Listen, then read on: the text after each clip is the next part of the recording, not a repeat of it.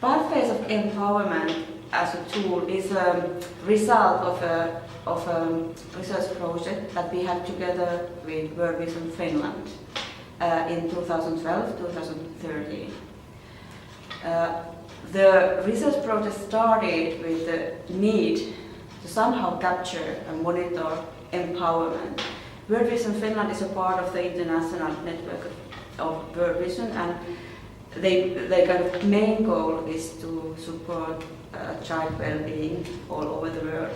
And they have quite good indicators and good kind of objectives and monitoring mechanisms for the child well-being. But what was very important for World Vision Finland especially was the idea of empowerment as a means to sustainable development and sustainable well-being of children.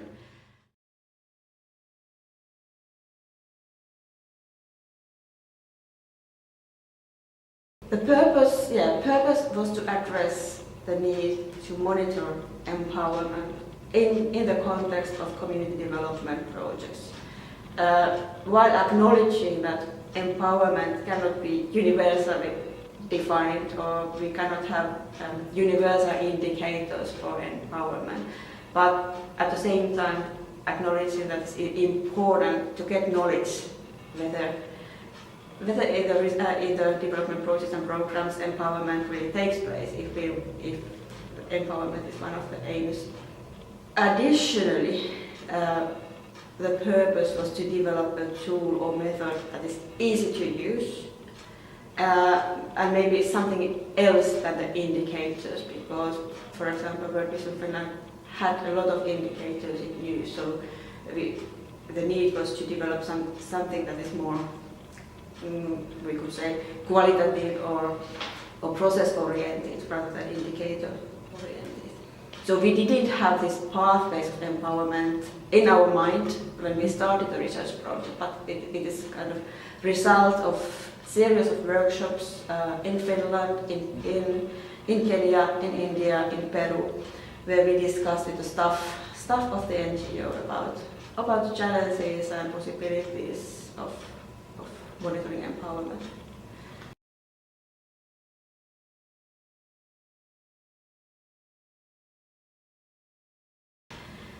There have been a lot of initiative, for example, to develop methods that are based on narratives, for example.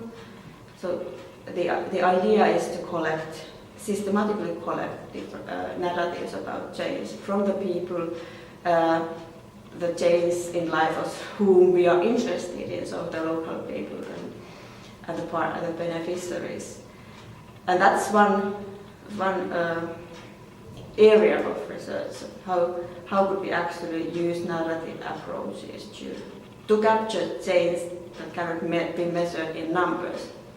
So the most significant change, for example, does not mean that we collect one or two stories of successful change, but actually it would mean that we collect systematically different stories of change and then kind of try to analyze them, that what are the typical changes and what are the most significant changes in life.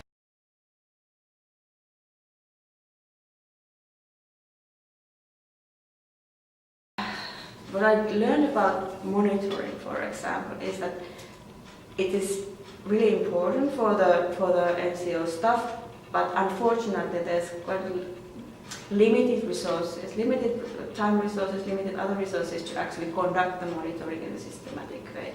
So in practice, NGO staff in Finland and in the partner countries, they really have to struggle with the ideas of good methods and realities of everyday life.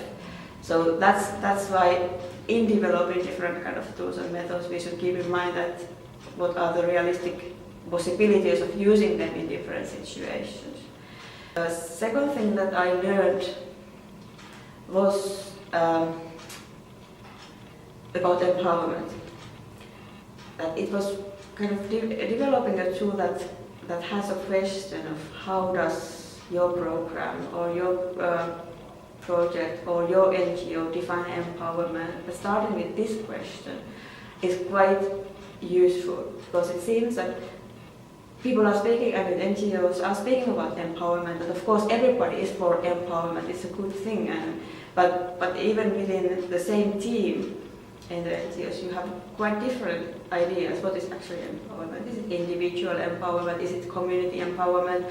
Is it inner strength, kind of increasing the inner strength of people, or is it something like connected with the structural change?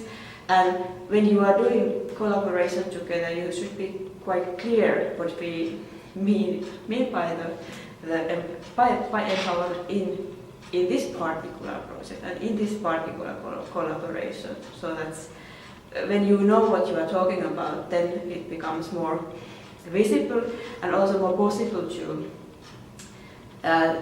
monitor, of course. The third thing about the NGOs and monitoring that I learned that this NGO that we work with, the World Vision Finland, was very professional NGO. And in the workshop that we had in Kenya, and especially in India, for example, people were very fluent in the contemporary logical frameworks, for example, and it was really enlightening for them, or empowering even to the staff of the World Vision to kind of discuss about the changes in different terms than the activities, results, objectives and different indicators that are defined in the project documents and the LFA styles. And they even commented that, wow, that now you are really kind of trying to change us not to speak LFA.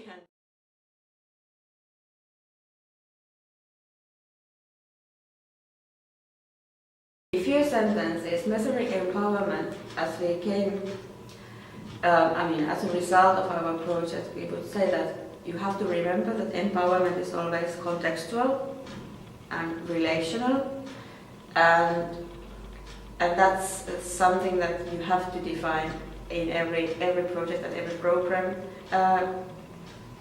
explicitly. That okay, now we are in this project, we are talking about the empowerment of women or children or whatever it is.